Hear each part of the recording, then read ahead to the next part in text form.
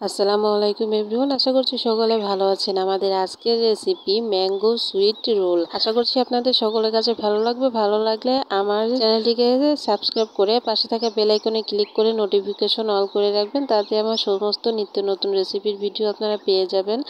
আর এই ম্যাঙ্গো সুইটসটা বানানো কিন্তু একেবারেই সোজা, একদম ইজি একটা ব্যাপার। আপনারা কিন্তু যে কেউ পারবেন, আর অসম্ভব সুন্দর এবং অসম্ভব মজার কিন্তু খেতে।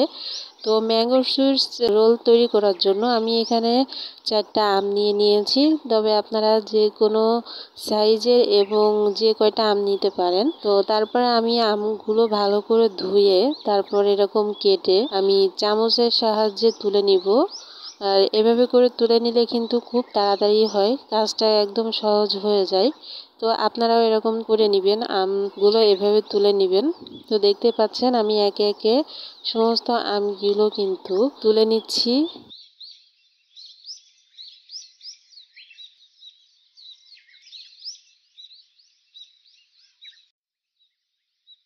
দেখতে পাচ্ছেন আমি সমস্ত আমগুলো কিন্তু একদম কেটে নিয়েছি, আর এরকম ছোট ছোট টুকরো করে নিয়েছি।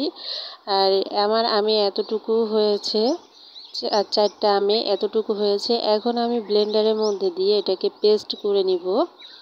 তো দেখতেই পাচ্ছেন আমি ব্লেন্ডারে দিয়ে পেস্ট করে নিয়েছি। আর এটা আমি একটু সেকে নিচ্ছি, এরকম ছাঁকনির মধ্যে দিয়ে তারপরে একটু সেকে নিতে হবে। তাতে যেটা হবে, আমের মধ্যে যদি কোনো দানা অথবা আঁশ থাকে তাহলে সেইগুলো বেরিয়ে চলে আসবে। আর এই রোলটা খেতে কিন্তু অসম্ভব সুন্দর হবে, মানে স্মুথ হবে আর কি।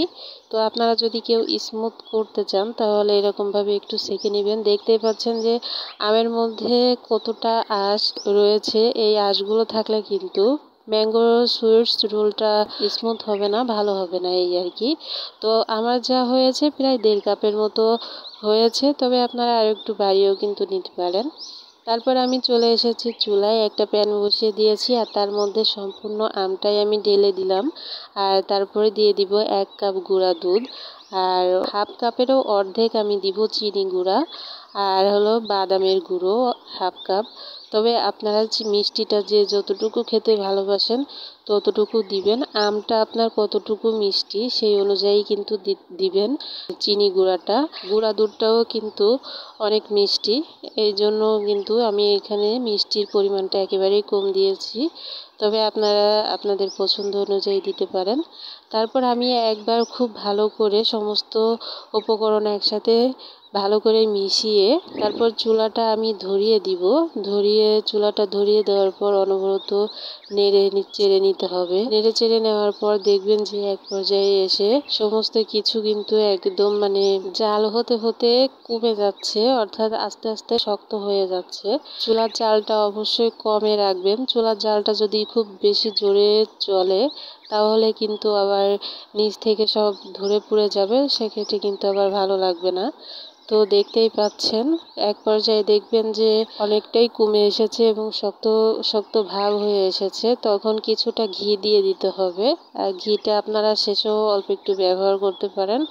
আর দেখতে পাচ্ছেন আমার প্যান থেকে কিন্তু আমের মিশ্রণটা উঠে চলে আসতেছে। আর এভাবে কিন্তু করে নিতে হবে, মানে এরকমভাবে রান্না করে নিতে হবে আমের মিশ্রণটা।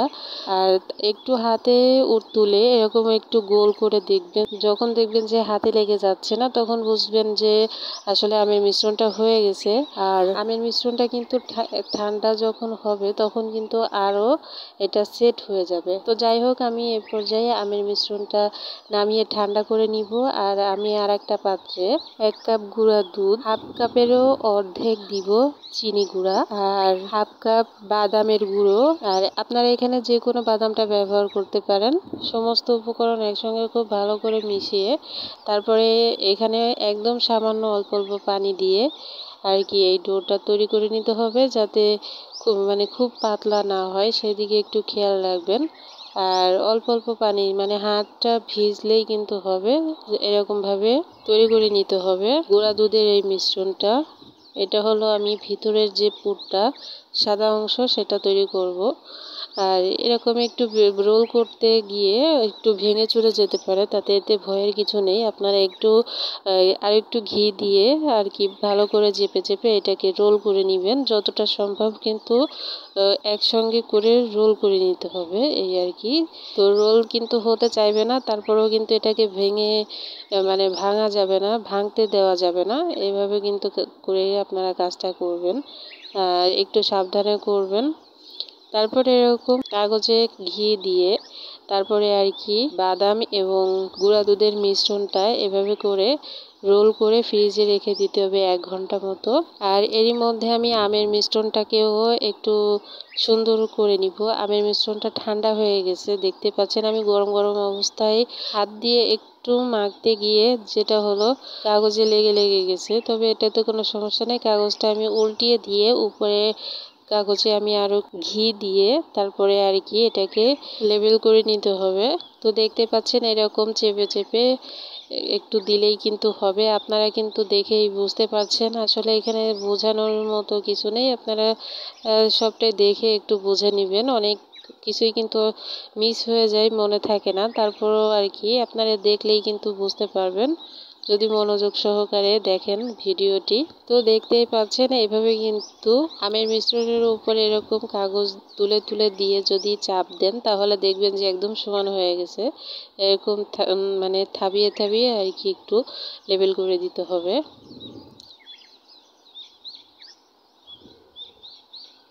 তো রোলের ভিতরে যে সাদা অংশ সেটা কিন্তু একদম সেট হয়ে গেছে। আমি 1 ঘন্টা পরে ফ্রিজ থেকে বের করে নিয়েছি। তারপরে আমের মিশ্রণের উপরে সাদা অংশটা দিয়ে তারপরে খুব সুন্দর করে সাদা অংশটাকে আটকে দিতে হবে। দেখতেই পাচ্ছেন একদম মানে রোল করে নিতে হবে।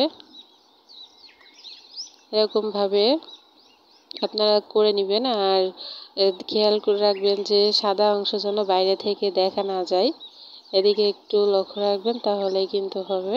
রোল যখন করা হয়ে যাবে তখন আবারও কাগজের সাথে রোল করে নর্মাল ফ্রিজে আরও 1 ঘন্টা মতো রেখে দিতে হবে। যে কোনো মিষ্টি এবং ডেজার্টের রেসিপি খেতে মানে ঠান্ডা ঠান্ডা খেতে কিন্তু ভীষণ মজা লাগে। তো আমি 1 ঘন্টা পরে আমি আপনাদেরকে ফ্রিজ থেকে নামিয়ে আমি কেটে দেখাচ্ছি আসলে আমার সুইট রোলটা কেমন হয়েছে, ম্যাঙ্গো সুইট রোলটা। তো আপনারা দেখতেই পাচ্ছেন ভিতরে আসলে সন্দেশের মতো দেখা যাচ্ছে। তো এটার কারণও আমি বলে দিচ্ছি, আমি যে বাদামটা গুঁড়ো করে নিয়েছিলাম সেটা যদি একটু টেলে নিতাম তাহলে সবটাই কিন্তু স্মুথ হতো, এরকম ভেঙে চুরে ফেটে যেত না। আর আমি বাদামটা টেলে না নেওয়ার জন্য আর কি একটু ফেটে ফেটে গেছে, মানে সাদা অংশটা একটু ফেটে ফেটে গেছে আর হলো সন্দেশের মতো দেখা যাচ্ছে। তাতে এতে কিন্তু কোনো সমস্যা নেই, আপনারা চাইলে কিন্তু আপনারা একটু টেলে নিতে পারেন, সেক্ষেত্রে ভিতরের ইটাও মানে ভিতরের মিষ্টির সাদা অংশটাও কিন্তু খুবই সুন্দর হবে।